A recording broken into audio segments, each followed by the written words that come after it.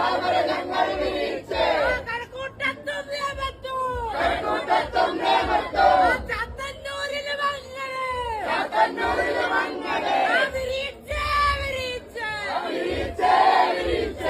കോഴിമുട്ട വിരിയിച്ചിട്ട് ആ കുഞ്ഞുങ്ങൾ പുറത്തിറങ്ങുന്ന സമയത്ത് അതുകൊണ്ട് ചിലപ്പോൾ നല്ല ഗുണം ഉണ്ടായിന്ന് വരും. താമര വിരിയിച്ചേ എന്ന് പറയുന്ന ആളുകൾ താമര വിരിഞ്ഞത് കൊണ്ട് നാളെ കരയരുത് എന്ന് മാത്രമേ പറയുന്നുള്ളൂ. ബംഗാൾ പിടിച്ചെടുത്ത BJP ബംഗാളിൽ കാണിച്ചു കൂട്ടുന്ന അഴിഞ്ഞാട്ടങ്ങളൊക്കെ നിങ്ങൾ എല്ലാവരും അറിയുന്നുണ്ട്. ഈ ബീഹാറിനെ കുറിച്ച് ഇങ്ങനെ കുറ്റം പറയാം. ബീഹാറിൽ ഇപ്പൊ എന്ത് കുഴപ്പമുള്ളതെന്ന് ഒരു ചേച്ചി ചോദിച്ചല്ലോ. ബീഹാർ, UP, ഗുജറാത്ത്, ബംഗാൾ പലയിടങ്ങളിലും BJP കാണിച്ചു കൂട്ടുന്ന കോപ്രായത്തരങ്ങൾ നിങ്ങൾ കണ്ടില്ല എന്ന് ധരിച്ച് കണ്ണടച്ചിരുട്ടാക്കരുത്. കണ്ണു തുറന്ന് കാണ്. താമര വിരിയിച്ചേ എന്ന് പറഞ്ഞ ആളുകളെ ഒന്ന് കാണ്.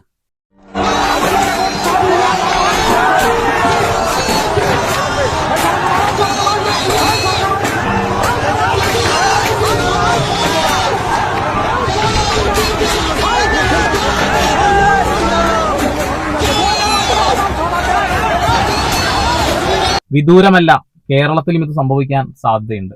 നരേന്ദ്രമോദി പറഞ്ഞൊരു വാക്കുണ്ട്, തമിഴ്നാടും കേരളവും ഞങ്ങൾ പിടിച്ചടക്കും, എന്നിട്ട് UP പോലെയാക്കും എന്നുള്ളത്.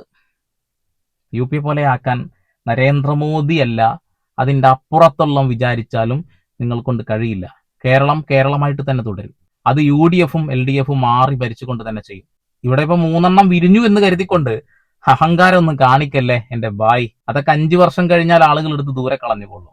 ഇതുമായി ബന്ധപ്പെട്ട് നരേന്ദ്രമോദിക്ക് പറയാനുള്ളത് കൂടി ഒന്ന് കേൾക്കാം. കേരളത്തിൽ 10 വർഷത്തെ ഇടത് ദുർഭരണത്തിന്റെ ഫലമാണ് കോൺഗ്രസിന് കിട്ടിയ വിജയമെന്ന് പ്രധാനമന്ത്രി നരേന്ദ്രമോദി. എന്നാൽ കോൺഗ്രസിനെ വൈകാതെ ജനങ്ങൾ മനസ്സിലാക്കും. അടുത്ത തിരഞ്ഞെടുപ്പിൽ കോൺഗ്രസിനെ തോൽപ്പിച്ച BJP ഭരണത്തിലെത്തുമെന്നും മോദി അവകാശപ്പെട്ടു. നിലവിൽ രാജ്യത്ത് ഒരു സംസ്ഥാനം പോലും കമ്മ്യൂണിസ്റ്റ് ഭരണമില്ല.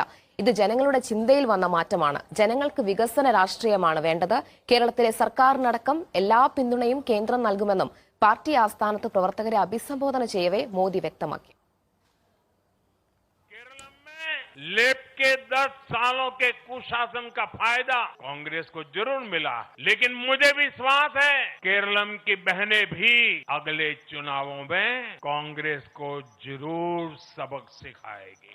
आज पूरे देश में एक भी राज्य ऐसा नहीं है जहां कम्युनिस्ट पार्टी की सरकार हो। मैं UDF को भी बधाई देता हूं। मैं तमिलनाडु और केरलम की जनता को विश्वास दिलाता हूं कि भारत सरकार इन राज्यों के विकास के लिए भी कंधे से कंधा मिलाकर चलेगी. കന്ധേസെ കന്ധ വണ്ടാർ എന്തൊക്കെ പറഞ്ഞേ മനസ്സിലായില്ല. എന്തായാലും നരേന്ദ്രമോദി സാറേ വിരിയില്ല. താമര 3 എണ്ണം വിരിഞ്ഞിട്ടുണ്ടെങ്കിൽ അടുത്ത 5 വർഷത്തിനുള്ളിൽ ഞങ്ങളത് പിഴുതെടുത്ത് കളത്തിരിക്കും. ഞങ്ങൾക്ക് ഇടതുപക്ഷം അല്ലെങ്കിൽ വലതുപക്ഷം ഇത് 2 മതി. അതിന്റെ അപ്പുറത്തേക്ക് ചാണകം വേണ്ട. ഈ തെരഞ്ഞെടുപ്പിൽ ഇടതുപക്ഷം അസ്തമിച്ചു, സംഭവം ശരിയാ. 5 വർഷം കഴിഞ്ഞ് വരുമോ വരില്ല എന്നൊന്നും പറയാനൊന്നും കഴിയില്ല. ഇത് മാറി മാറി വരണം എന്ന് തന്നെയാണ് ഞങ്ങൾ ആഗ്രഹിക്കുന്നത്. നിങ്ങളുടെ സ്ഥാനം അതെന്നും ചളിക്കൊണ്ടിൽ തന്നെയാ. നിങ്ങൾ ചളിക്കൊണ്ടിൽ വിരിഞ്ഞാൽ മതി കേട്ടോ. അതിനിടയിൽ ഒരു പോസ്റ്റ് ഞാൻ കാണുന്നത് ഒന്ന് വായിച്ചുതരാം. അരമനയുടെ തിണ്ണ നിരങ്ങാൻ BJP നേതാക്കൾ പോകരുത്. എത്ര ഉരുട്ടിക്കൊടുത്താലും അവർ പിന്തുണക്കില്ല. വിവാദ പരാമർശവുമായി ലക്ഷ്മിപ്രിയേ മോളെ, നോർത്ത് ഇന്ത്യയിൽ ക്രൈസ്തവരുടെ നെഞ്ചത്ത് കയറി താണ്ഡവമാടുന്ന BJPയെ കുറിച്ച് നിനക്ക് വല്ല ബോധവുമുണ്ടോ? കുരിശുകൾ തല്ലിത്തകർക്കുന്ന BJPയെ കുറിച്ച് നിനക്ക് വല്ല ബോധവുമുണ്ടോ? ഹനുമാൻ സേവ, ശിവസേന, ബജ്രാംഗ് ദൾ എന്നൊക്കെ പറഞ്ഞുകൊണ്ട് ക്രിസ്മസ് ആഘോഷിക്കുന്ന പാവപ്പെട്ട ക്രിസ്ത്യൻസിനെ ചവിട്ടി ഒതുക്കുന്ന BJPക്കാരെ നീ കണ്ടിട്ടുണ്ടോ? അതൊന്നും കാണാതെ ഇവിടെ ഇരുന്ന് ഊളത്തരം വിളമ്പുമ്പോ നീ ഒന്ന് ചിന്തിക്കണം. ഇതൊക്കെ കാണുന്ന ഒരു ജനത ഇവിടെ ഉണ്ട് എന്നുള്ളത്. ഒരു ക്രൈസ്തവനും നിങ്ങൾക്ക് വോട്ട് ചെയ്യില്ല, ഒരു മുസൽമാനും നിങ്ങൾക്ക് വോട്ട് ചെയ്യില്ല. ചില മുസംഗികളും ക്രിസംഗികളും വോട്ട് ചെയ്തേക്കാം, പക്ഷെ ഒരിക്കലും ഉശിരുള്ള ഒരു മുസൽമാനും ക്രൈസ്തവനും ഒരു BJPക്കും വോട്ട് ചെയ്യില്ല. PC ജോർജും മോനും വീട്ടിൽ ചൊറിയും കുത്തിയിരിക്കുന്നത് കാണാനില്ലേ? അതാണ്, അത് കാണേണ്ടി വരും. 3 ഇടത്ത് വിരിഞ്ഞു എന്ന് കരുതിക്കൊണ്ട് ഇത്ര അഹങ്കാരമൊന്നും വേണ്ട എന്റെ പൊന്നു മോളെ. BJP കയറിക്കഴിഞ്ഞു അവളുടെ ഒരു വല്ലാത്ത ഡയലോഗ് അടി. ഇനി അഖിൽമാരാറ് 20 ദിവസം കൊണ്ട് ജയിക്കാൻ കഴിയുമെന്ന് വിചാരിക്കുന്ന വിഡ്ഢിയല്ല ഞാൻ. നീ വിഡ്ഢിയാ, പമ്പര വിഡ്ഢി.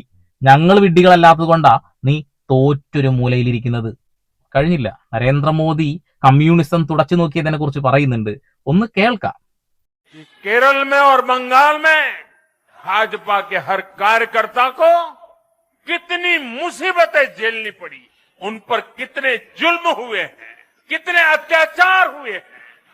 आज बंगाल में भारतीय जनता पार्टी की सफलता का श्रेय ऐसे सभी कार्यकर्ताओं को उनके परिवारों को देता हूं। എന്റെ പൊന്നു നരേന്ദ്രമോദി ജി, നിങ്ങളുടെ ശബ്ദം കേൾക്കുമ്പോൾ പോലും ഞങ്ങൾക്ക് ഭയാണെന്നുള്ളതാ. വല്ല നോട്ട് നിരോധനവോ പെട്രോളിന്റെ വില കൂട്ടുകയോ ഗ്യാസിന്റെ വില കൂട്ടുകയോ ചെയ്യുമെന്നുള്ള ഭയമാണെന്നുള്ളത്. നിങ്ങൾക്ക് അഹങ്കരിക്കാൻ എല്ലാ റൈറ്റും ഉണ്ട്. കാരണം നിങ്ങൾ ഇന്ത്യ മഹാരാജ്യം ഭരിക്കുന്ന ആളാണ്. പക്ഷെ കേരളത്തിലേക്ക് നോക്കി പുച്ഛിക്കാനുള്ള ആ ഒരു ആർജവം ഒന്നും നിങ്ങൾക്ക് ആയിട്ടില്ല. 3 എണ്ണല്ലേ 5 വർഷം.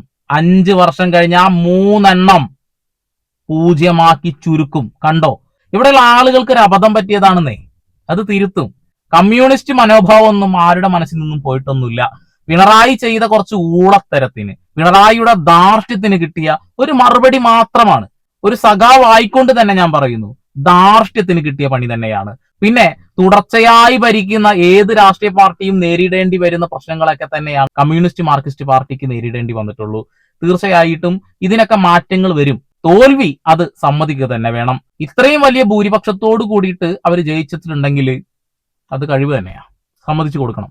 പക്ഷെ ഇതൊന്നും കണ്ട് BJP കിടന്ന് കുരയ്ക്കണ്ട, വെറുതെ കുരച്ച് സമയം കളയണ്ടെന്നേ.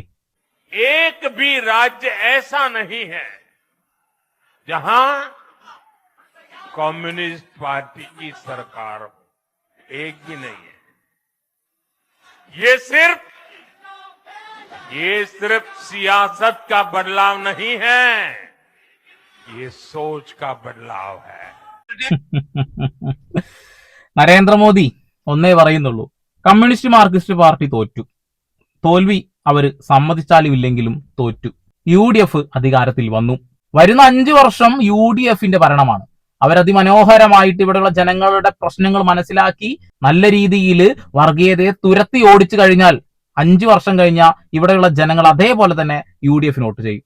മറിച്ചാണ് സംഭവിക്കുന്നതെങ്കിൽ 5 വർഷം കഴിഞ്ഞാൽ കമ്മ്യൂണിസ്റ്റ് മാർക്സിസ്റ്റ് പാർട്ടി ഭരണത്തിൽ വരും. ഇവർ രണ്ടുപേര് വന്നാലും ഞങ്ങൾക്ക് സന്തോഷമുള്ളൂ. പക്ഷേ താമര അതിവിടെ വിരിയിക്കില്ല. കണ്ടോ, ഇനി നരേന്ദ്രമോദിയുടെ ആ ഒരു പുണ്യപ്രവർത്തിയൊക്കെ ഇഷ്ടപ്പെടുന്ന ആ നാട്ടിലെ കുറച്ച് മനുഷ്യന്മാര് പറഞ്ഞത് കേൾക്കുക. भाजपा पार्टी खत्म हो जाएगा हिंदुस्तान से। 29 में दपोसलाबाजी नहीं चलेगा। अच्छे दिन कब आएंगे? अच्छे दिन मोदी जी आने के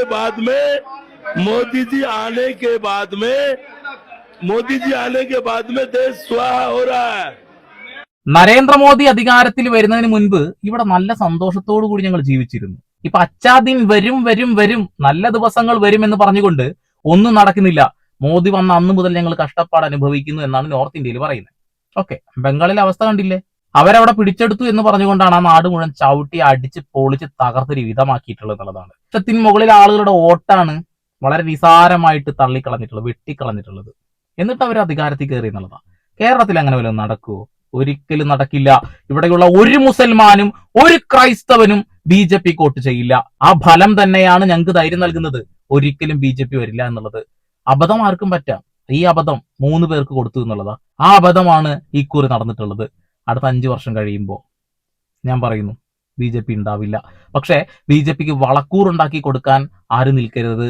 അത് UDF ആണെങ്കിലും ശരി, LDF ആണെങ്കിലും ശരി. ചില നേതാക്കന്മാര് സ്വന്തം താല്പര്യങ്ങൾക്ക് വേണ്ടിയിട്ട് ചില ഊളത്തരങ്ങളൊക്കെ കാണിക്കാറുണ്ട്.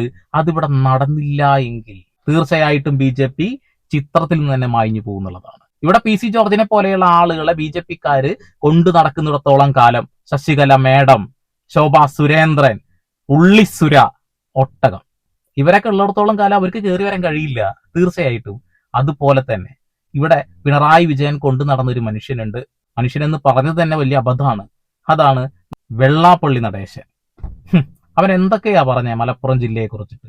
അങ്ങനെയുള്ള ഒരാളെ കൂടെ കൊണ്ട് നടന്ന രാഷ്ട്രീയ പാർട്ടിയെ ഏതൊരു മനുഷ്യനും കൈവിടും. ഞാൻ പോലും കൈവിടും. കാരണം അമ്മാതിരി ഊളത്തരമാണ് മലപ്പുറം ജില്ലയെ കുറിച്ച് അവൻ പറഞ്ഞിട്ടുള്ളത്, മുസ്ലിങ്ങളെ കുറിച്ച് അവൻ പറഞ്ഞിട്ടുള്ളത്. അങ്ങനെയുള്ള ആളുകളൊക്കെ ദയവ് ചെയ്ത് ഇനി കൂടെ കൂട്ടരുത്, അത്രേ പറയുന്നുള്ളൂ. വരും ദിവസങ്ങളിൽ UDFന്റെ ഭരണം വരാൻ പോവുകയാണ്. എങ്ങനെയാകുമെന്ന് നമുക്ക് കാത്തിരുന്ന് കാണാം.